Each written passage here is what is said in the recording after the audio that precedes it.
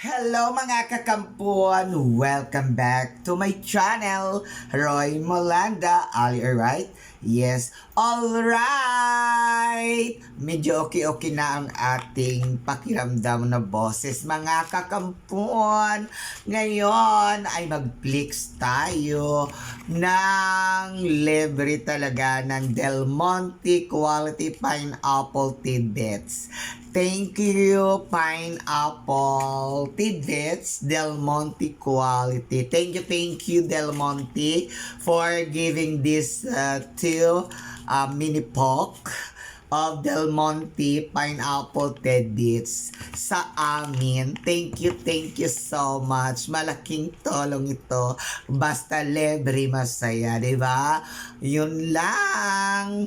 Pero maganda talaga ang ang Del Monte Pineapple na quality tidbits ito mga kakampon, kasi at the back we have the what we call the ingredient, and then ingredient. Okay, ito I try my best to cook this one at the same time to vlog, of course, di ba?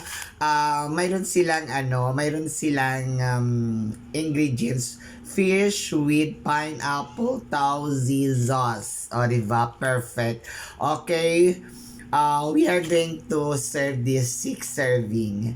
1 piece tofu cut into 2 inches stick. O, diba? Perfect.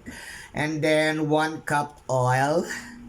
And then 750 grams labahita fillet cut into 2-inch stick, 1.5 cup salt, 1/8 tablespoon pepper, 1 tablespoon cornstarch, 3 cups oil frying, 2 tbs oil, 1/4 cup onions, 1 tablespoon garlic mix, 2 tablespoon black beans toasted drained, 2 tablespoon soy sauce, 1 tablespoon oyster sauce, 1 tablespoon water, 2 tablespoon cornstarch dissolved in water, 1 pack of this Del Monte Tidbits. O, diba maganda? And then when we have this procedure, this one, maganda talaga itong